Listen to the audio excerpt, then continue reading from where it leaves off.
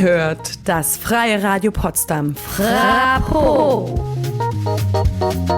Radio on, Radio off, Radio on. 90,7 MHz in Potsdam und 88,4 MHz in Berlin. Es lebe die freie Radiokultur. Es lebe die freie Radiokultur. Sie lebt, die freie Radiokultur. Wir sind im Freilandstudio, Erich am Mikrofon und zu Gast bei mir heute ist Benny. Yes. Hallo Benny. Hello.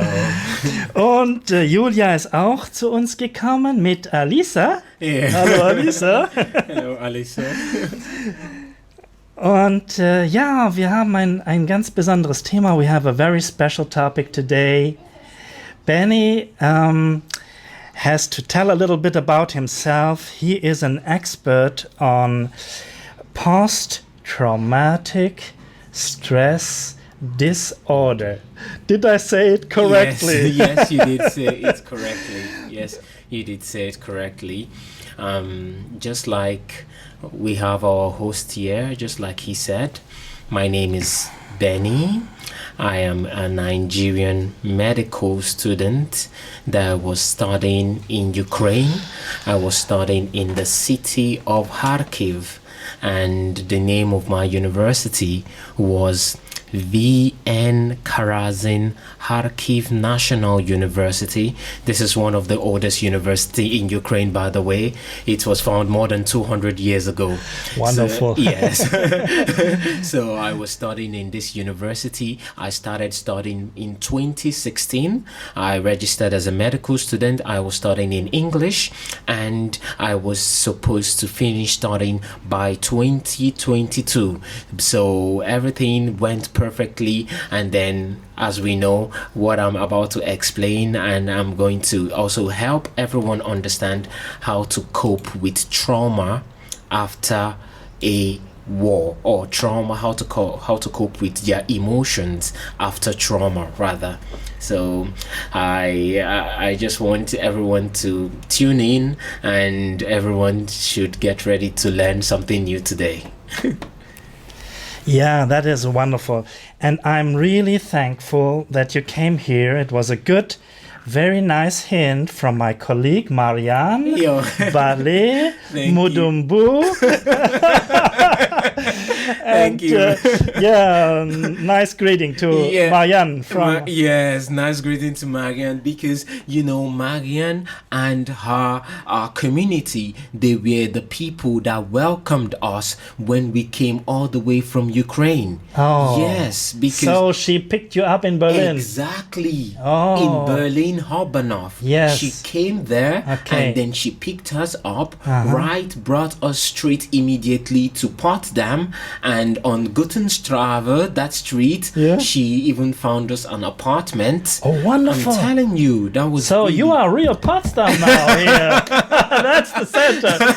Thank you.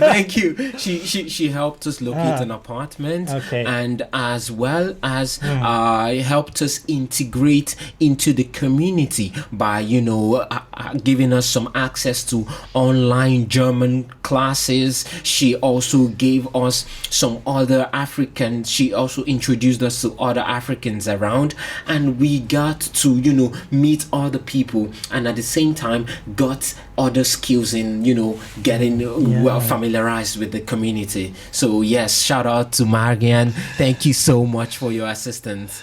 Yes, Marianne, she is wonderful. Yes. So, our topic is a little bit a special topic today, and we are really happy to have you here as somebody knowledgeable. But the impulse came from my colleague Julia.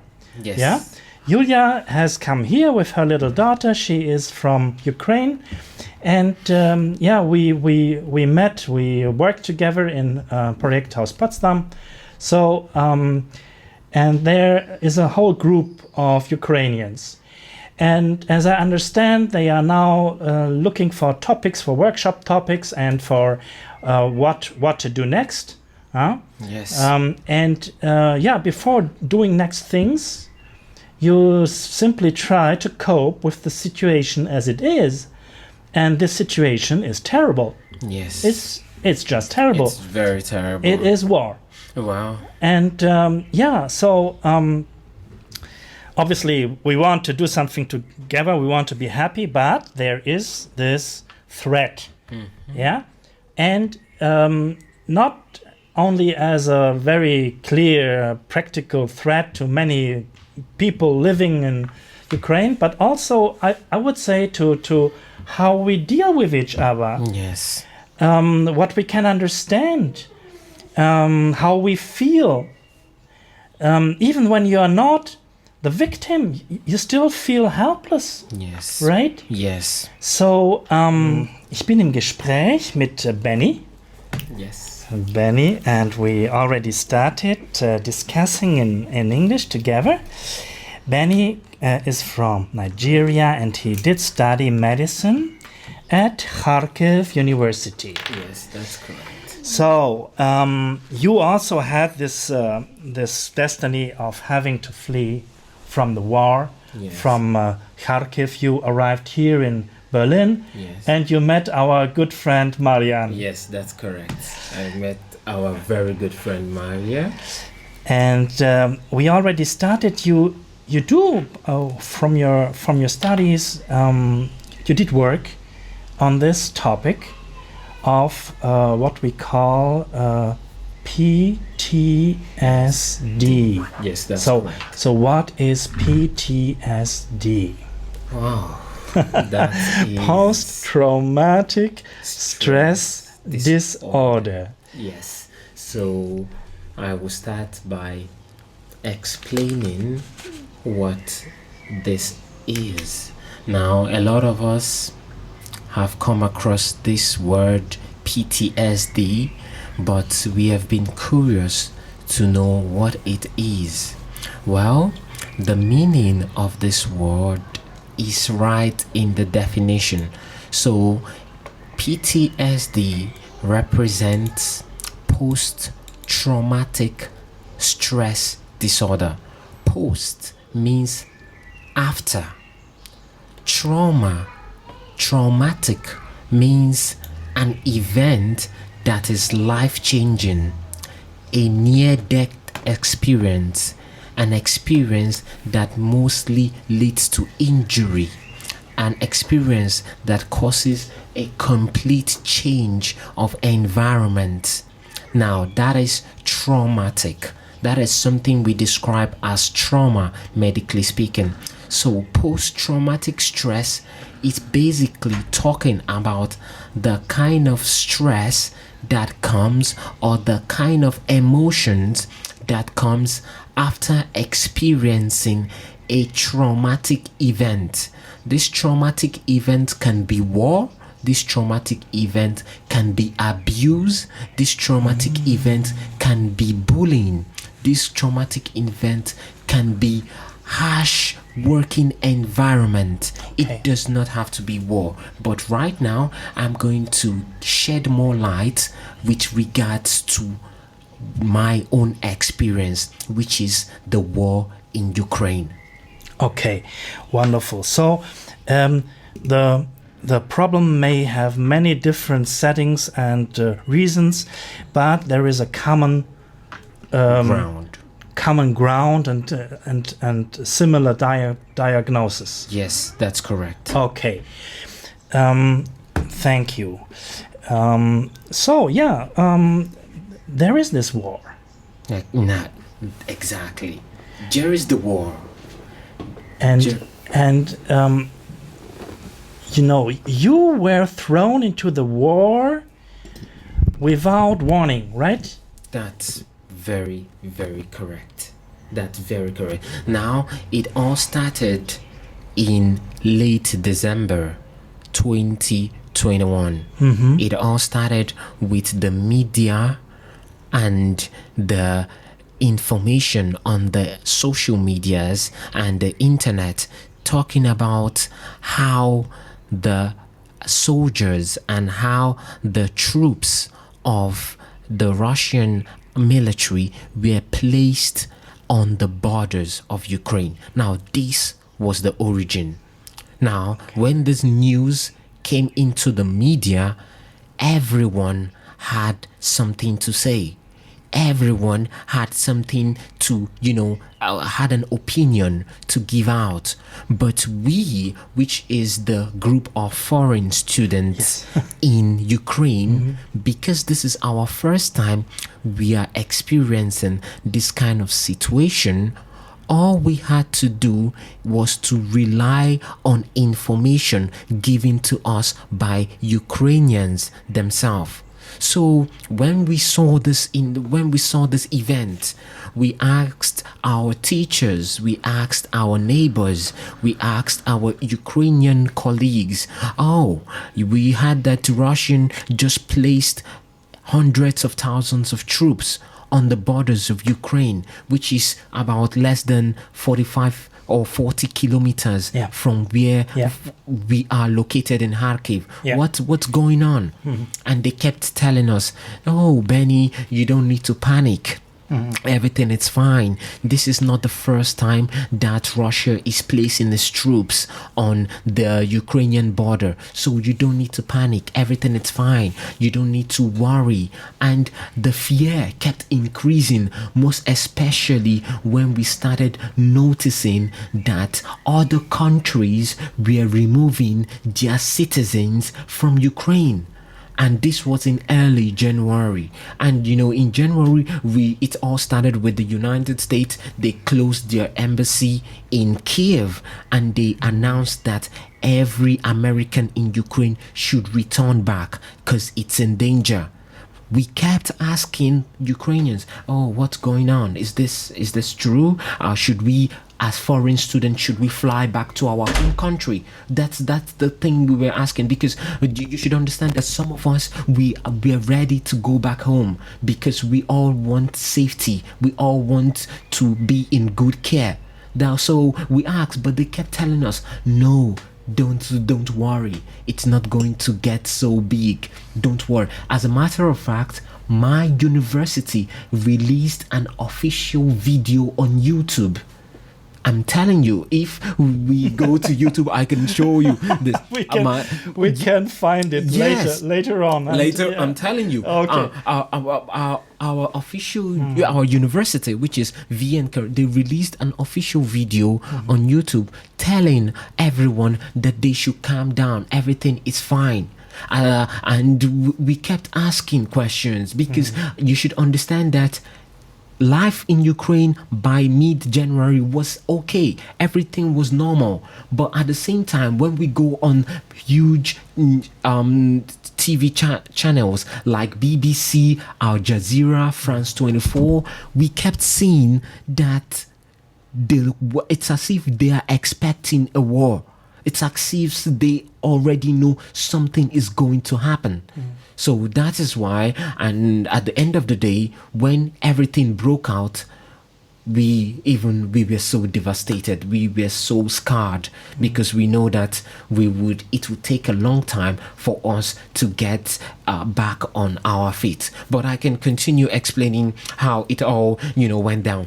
So in middle January, because in Ukraine, the New Year festival is celebrated on January 7th. That is true. Yes. Orthodox. Yes, Orthodox. That's correct. So on January 7th, the bustle of the city was high. Everyone was celebrating the New Year. I even went out with my friends. Everyone was happy. You understand? Everyone was feeling good. And when it started to get serious, was ending of January. Yeah. Now, towards the ending of January, other countries started stopping flights to Ukraine, and that was when we knew that things are about to get serious. And at this time, because I'm in my final year of medical school. Yes. I'm in my final year of medical school, and that was in January.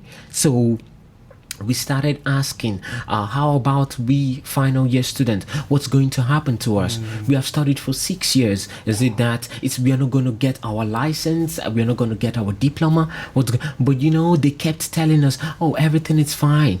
And they even made a statement, and the statement was, any student that goes home and leaves Ukraine because of fear of the war, this student is going to have to pay a fine and also going to have to rework these classes. I'm telling you, this is really serious. I have screenshots from our vice dean and rector of the school that to prove all this. And students, we were panicking. This is it really touched me. And then February, as a matter of fact, everywhere we as the foreign student, we started to continue with our life. We started to plan for our final medical examination. Yeah. When would these examinations normally should have taken place? The examinations normally were to take place on May 26th, which is 3 days from now. I'm telling you. Wow. This was when I was supposed to sit down to write the examination to give me my license to practice as a doctor. Now you are here in my radio. I'm telling you. We are talking and about we're talking your about exams. this. Oh, this is we never crazy. planned this. It's really, really unpredictable. That's the word. Okay, so step by step, things worsened. Yes, that is it. And step by step, we also got surprised because we didn't think, the Russians would really do it. Yes, I understand. And in fact, I think even most of the normal soldiers didn't know that it would happen because they were going into maneuvers, and these maneuvers were changed. That's true. Yeah. So, this is an interesting phenomenon and observation because most of the attacks that Soviet and Russian troops did on other countries here in Europe, they were started similarly with maneuvers, and even the soldiers didn't know where they would go. Just the officers and the generals knew, and the high command. High commander. Yeah, and this is probably also only why the American and the British Secret Service did have a feeling for it and all the others not, because you must really watch then the Soviet military command. So crazy, really, really crazy, and just too much for normal people. That's very true. Yeah. Very, very true. So you were just talking about the end of January now. I was also watching. But I didn't take it too serious. I took it serious. I think it is dangerous, but I didn't think that they would start, that they would go, that they would cross over the borders, and when it happened on the 24th of February, it even happened with bombing, with shelling. That's true. With missiles. Yes. Before the soldiers then crossed the borders. That's true. I even had thought that they would first go into the Donbas region, where there was fighting going on. Ongoing for a long time. But Mr. Putin didn't stop there. He just shot everywhere. So, I think the Ukrainians themselves got very surprised. Yes. And didn't believe it. Yes. And that's what you describe. Yes. That's exactly what I describe. we were taken by complete surprise. It was completely, that's why I use the word unpredictable. No one could predict this. Maybe the secret agents, like you described correctly, but Ukrainians and people that have lived in Ukraine, or even understanding that this is 2022, this is not 1916, so 68 19 exactly Czechoslovakia or 56 Hungary, that's true, or whatever. Yes, there were more. There were more. This is not these old times. So that's why it was completely unpredictable. And if you go on the internet, you see that people make comments like, oh, you should have seen it coming. But I want people to understand that this is not the first time Russian or Soviet soldiers are being placed on the borders of Ukraine. Yeah. So if, for example, if it's the first time, then we know that we are expecting something.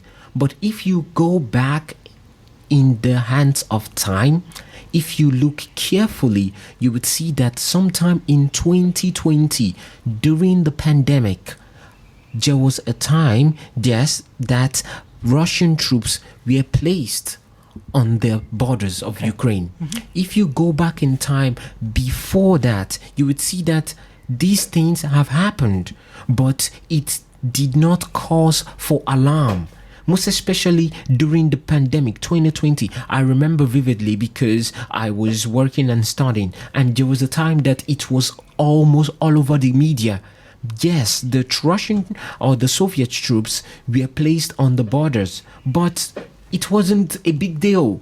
So that is why when I remember waking up on the 24th of February by 5 a.m., I woke up to this loud sound.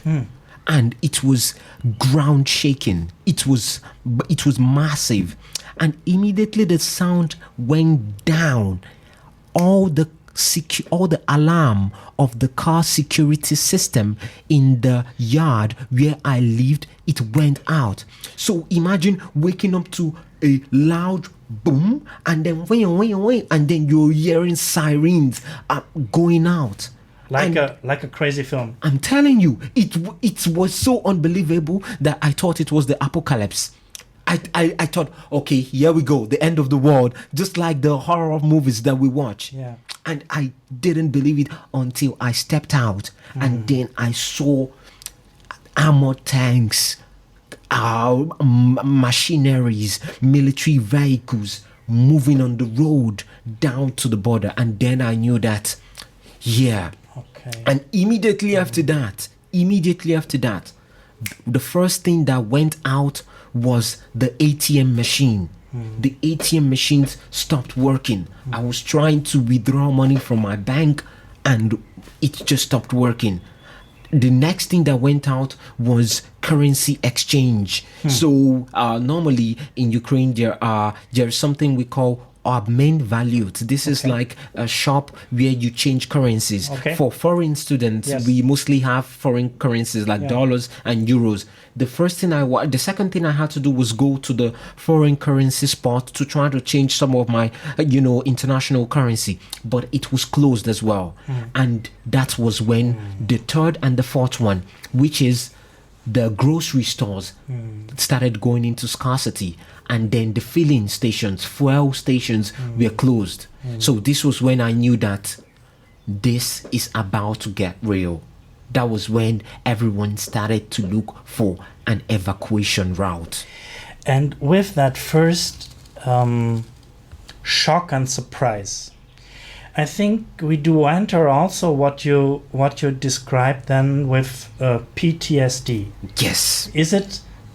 Do I understand well? Yes. Now that is a very good question that you ask, because I will tell you the connection of this incident and PTSD. Nowadays, when I am riding my bicycle on the road, once I hear the ambulance with the siren go off, the first thing my body starts to do is my brain, because of the trauma that it experienced on the 24th of February, my brain automatically goes into like a mini panic. So first of all, my heartbeat starts racing, and my heart is beating fast, and next thing I'm sweating, and and next thing I'm confused. I'm like, okay, what's going on?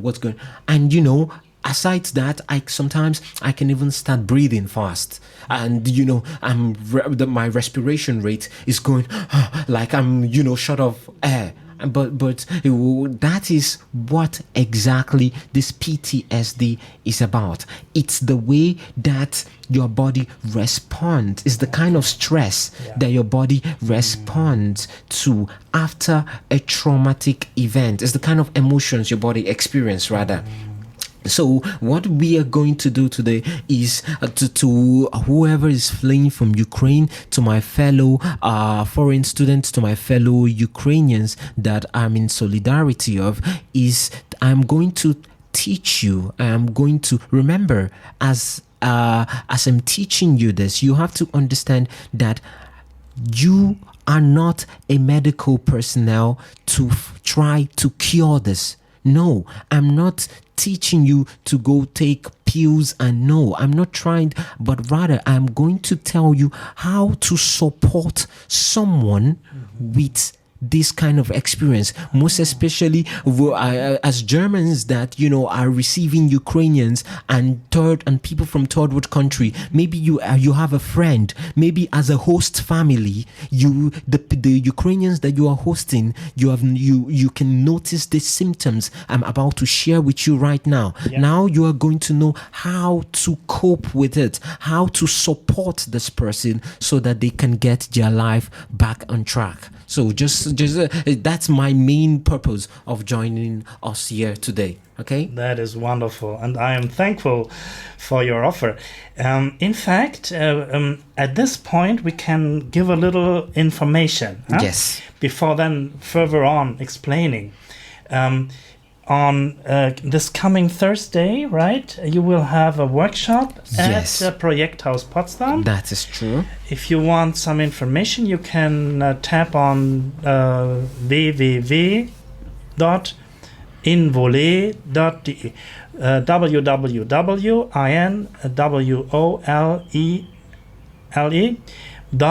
www.involee.de.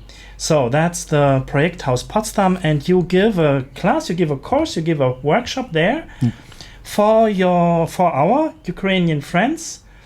And as you explained, it's not to be a medical specialist, but to learn to cope with it and to deal with it and to react positively and helpful. Yes, that's very correct. It's not, remember, the only way or the best way to deal with it is to see a therapist. If the symptoms you are experiencing is so severe, I would strongly advise you to see a therapist in charge of this. But now, if the symptoms you are experiencing, they are mild and it's not severe, now I am going to teach you how to cope with it.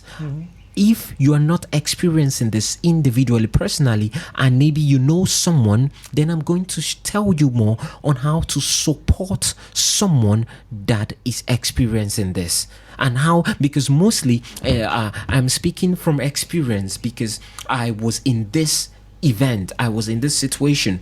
Right now, most of the time, I feel hopeless. I feel like there is no need to put in so much work into my life if I can lose everything in a couple of seconds. It's true. Because all my life was in Ukraine. Yes, and your exam and everything. Yeah. I was supposed to be a doctor by May 26th. No. That's what I said. You are our doctor. Yes. Thank you so much.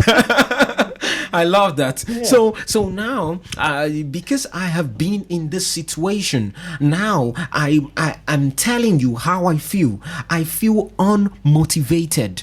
I don't have the normal motivation to do things. I lack enthusiasm. I lack so much, and I'm always filled with enthusiasm normally. But now I'm just laid back, and whenever I want to start a new decision, it's like, oh, what's the need of going into this when you know that if something happens again, regardless, you can just lose everything. You have so many doubts. So that's the word. So many doubts, because it's shaken. It's so that's why it's important to know the how to support people with this and to rebuild trust. Yes. So when it comes to supporting people, the first thing you need to know is you need to educate yourself on PTSD. That's very, very, very important. It's no use of trying to support someone if you have no ground knowledge of what PTSD is all about. Right. So, if you want to know a little bit more and join the group coming together on coming Thursday. Yes. It's what time? It's by 4 p.m. So 4 p.m. 16 Uhr. Yes. 16 Uhr. Im Projekthaus Potsdam, im MUFU 2, Multifunktionsraum 2, ein Workshop mit Benny und Julia zu diesem Thema. Ja, genau. Und dort erfahrt ihr alles Weitere und bekommt die Kontakte. Ja, also kommt zum Projekthaus Potsdam, das ist die Rudolf-Breitscheid-Straße 164 in Babelsberg. Correct. Genau. Okay, so this is Eric on the radio with Benny, and we are talking about a specific topic which is called PTSD. Yes. So now we have spoken about the first part we have spoken about was the experience of experiencing it. So now we go into details to educate us on what it's all about. So just like I said, the first way to support someone with PTSD is learning about this PTSD. So now the questions you should ask yourself is, what are the symptoms? Yes. How can I recognize someone with PTSD? And one of the most common symptoms is flashbacks and nightmares. Okay. Flashbacks and nightmares. This is a very common symptom in PTSD because most of the time people that have undergone a huge trauma, they have kind of flashback where they might just be in a regular conversation with you, but they just fall into a deep thinking, and it's like they are out of the conversation and you're looking at them, but they're staring at somewhere, but your mind it's out of. Yes, that is it. So flashbacks. Another common symptom that is very noticed is, like I said, lack of motivation. Okay. Depression. Now this depression, it includes lack of motivation, lack of enthusiasm. Now you should notice, most especially mothers. Now mothers that are parents of little children, they should take note of this symptom because they are the ones that know the behavior of their children before the event. So if you notice that after this sort of trauma, your child is now reserved, your child that is vibrant, that is playful, he is reserved and now he doesn't want to talk a lot, then you should maybe ask for what is going on. But remember, when you ask this question to your child and he doesn't want to talk, please do not force this person to talk. Do not pressure them to talk. Be patient. That was my second point. Be patient. Be patient with them. Why am I saying this? Because if you force them to talk, you can as well ignite the trigger. and this is going to initiate the fast breathing, the panicking, the sweating, the fast heartbeat. You can initiate the PTSD trigger. So be patient with them. If they don't want to talk, try to be patient, try to be understanding. Another thing that is mostly seen in children, I'm trying to put more focus on children because it's really difficult to know, most especially for people with between 4 to 8 years old, these people that don't speak a lot. You can tell this child to draw what they think about. This is a good thing. Drawing is a very good way for babies to not only babies, for children to express their emotions. Tell them to draw, and if you notice that they are drawing really bizarre images, images like weapons, images like bloodshed, images like death, images like dark images, then you know that this child might be experiencing PTSD. Sometimes I made sure I announced it when in one of the last seminars that when it comes to PTSD, it's only about 30% of the time that people have severe PTSD symptoms. So be always attentive to take note of common PTSD symptoms. You should try to, like I said, tell them to draw. You don't try to pressure them to draw. Oh, come on, Johnny, just draw how you feel. And then you can use this to have an interpretation of what's going on. That's the first one, which is educating yourself. So drawing is helpful because it gives me a different way of expression. Exactly. Is that possible also with music, or is, so to speak, the language stopped? Now, how do you mean the language? Because of the sounding. Yes. I could imagine that the shock is also going on your capacity to speak and to express yourself. Yes. And that's perhaps why when you draw, it is easier. Yes. No. I want to explain that this drawing specifically, it's mostly for children. Okay. As an adult, okay. If an adult don't want to tell you how they're feeling, I believe me, even if you tell this person to draw, they would still not draw. Yes. Because it's not. If I don't want you to understand how I'm feeling, I will completely shut you out. Okay. But for children, sometimes when you tell them to draw, they have more connection with the person with the communicator. So that's why you telling them to draw, it's just another way, it's another window of finding out how a child is feeling. So, and after you have understood the way they're feeling, then you go ahead, be patient. You need to also be respectful. Yes. You need to be respectful. You need to watch your language. You shouldn't go around someone that experienced trauma and say something like, oh, you should be happy you are alive. Some people died in the trauma. No, you shouldn't say that, because that is completely disrespectful, not only to their emotions, but you are invalidating how they feel. You're invalidating how they feel. So don't say that. So you should be respectful around that. You should respect their personal space as well. Don't go around hugging them. Don't go around hugging them, without their notice. Don't try to startle them. Like, when someone is engrossed in an activity and you just go and tickle the person. No, don't do that.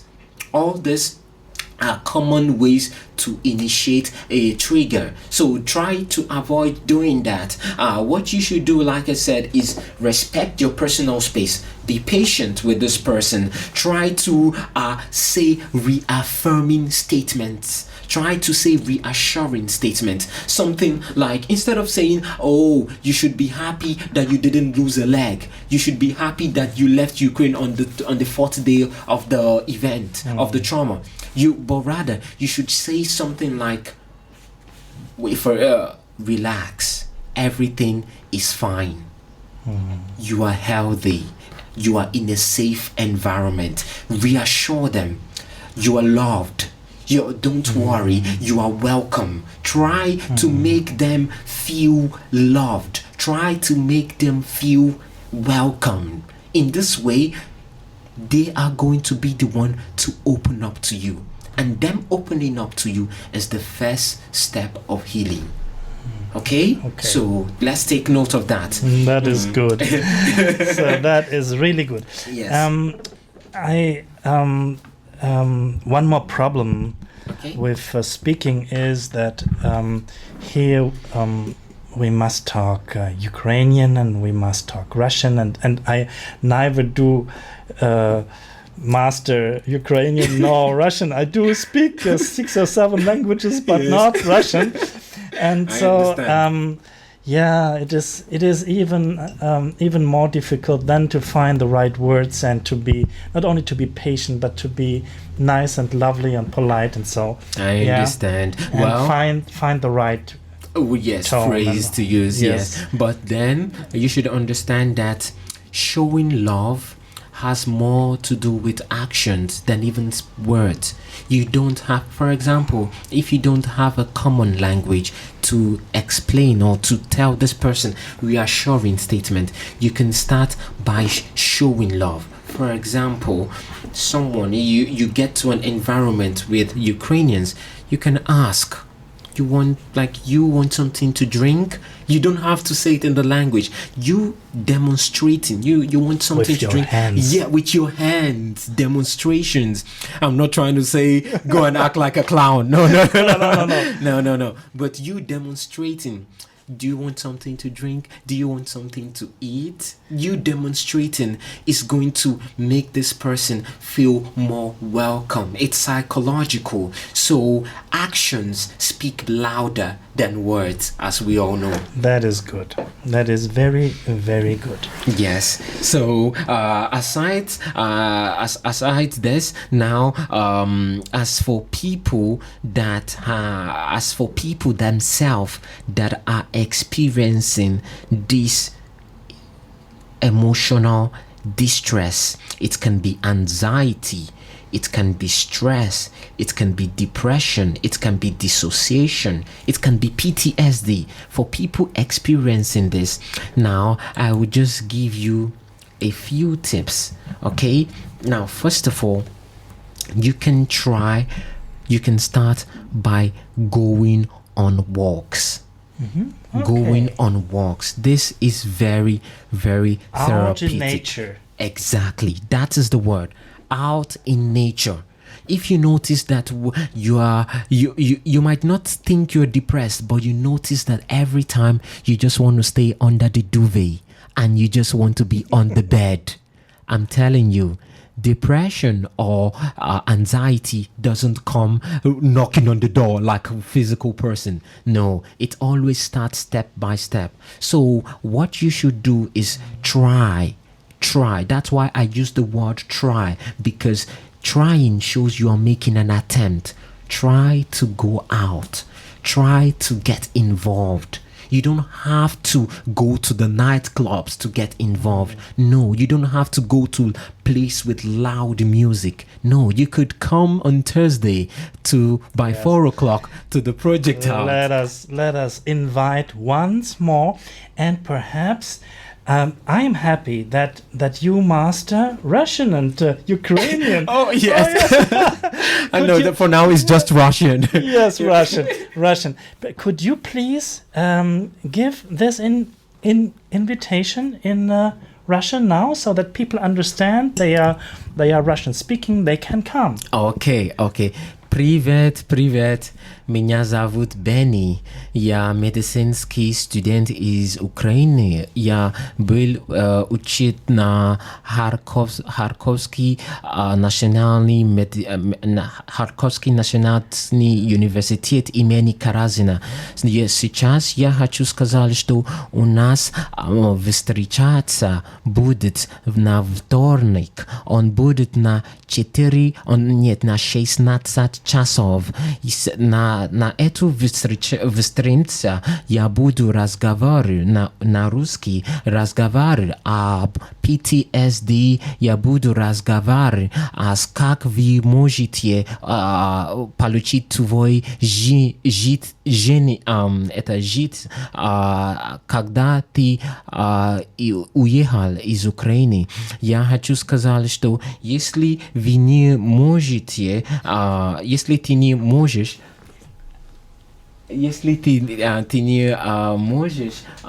ты можете пришел на четверг, и когда на четверг на 16 часов мы будем с другой украинский человек, мы будем на Project House, он на адресу Рудolf Братсфайд 116 на Babelsberg. Там это адресу Project House, это там мы будем встречаться и мы будем разговаривать и об как ты можешь чувствую хорошо после травма. Это инвитация я дам у нас сейчас. Вы можете пришел. My Russian is terrible. Your Russian is wonderful. No, it's not. No. My Russian is not so good, but I like you doing it. It is a warm language. Oh yes. I agree about that so much. Russian is a very, very warm language, and I believe the most important thing in languages is trying to convey the message. Sometimes grammatical errors might fall in place, but as long as you are able to convey the message, and I believe I've been able to convey this invitation out there to everyone that speaks Russian, you are invited, because the meeting is going to be in Russian, and I'll be speaking on how to make you feel better. Okay? I think it is double important. Yes. Because there are so many people now also trying to dismiss everything what is Russian, and that's so wrong. Yes. Russian is wonderful. Yes. And it is our bridge language. Yes. To solve the problem and to get better into it. Yes, that you have a very clear point. We should understand the difference between the Russian language and the Russian military. They are not the same. Russian is a language that is rich with culture. Russian is a language that is welcoming. Russian is a language that is very, very hospitalizing. So that is why the fact we should not try to stigmatize people that speak Russian. No, as Eric said, it's even the language I'm using to communicate with people out there so that they can come join us. So the language is different from the military or the soldiers. Please, let's take note of that. Okay. And I also am grateful that you are here now, that you are here in Potsdam, that we can do such things together. And I even hope for you that you get a chance here at the University of Potsdam eventually to finalize your studies, because that we should find ways for your chance, for your life. Fortunately, I received information from our university in Ukraine. We were able to continue our education online. And because we were able to continue our education online, I was able to finish my degree. So everything is okay. I'm just looking forward to how the German health system and the German government can welcome me to continue my medical career. You are the specialist, the right specialist here. Thank you and so much. I'm really grateful. So the last words I just want to exchange with my colleague and friend Julia, and before having still a little bit of that song Stefania Kalush. So, Julia, hello. Hi. This is the first time for you to be here in the radio. How do you feel? This is the first time for me to be on the radio in general. Okay, so the very first time, also with Alisa here, coming here, and you both discovered Freiland, and is it nice? Yeah, it's nice, and it's very kind place for people, and for very cozy place. I think just to come here and hang around, it gives you more good emotions than staying at home. So we will come back together here to the radio, doing things together. Я хотела пригласить снова в четверг на наше мероприятие по посттравматическому стрессовому расстройству, которое проведет Бенни. Его русский язык, конечно же, не идеален. Он очень сильно старается сделать это событие для украинцев, для того, чтобы легче понимать, как справляться с посттравмой и помочь почувствовать себя. Поэтому будем рады вас видеть. И мероприятие будет проходить в локации Инволе, и лекция будет на русском языке, как я повторила уже, и в четверг в 16:00. Thank you, Julia. Thank you. Thank you, Benny. Yes. This was really a particular broadcast. Thank you.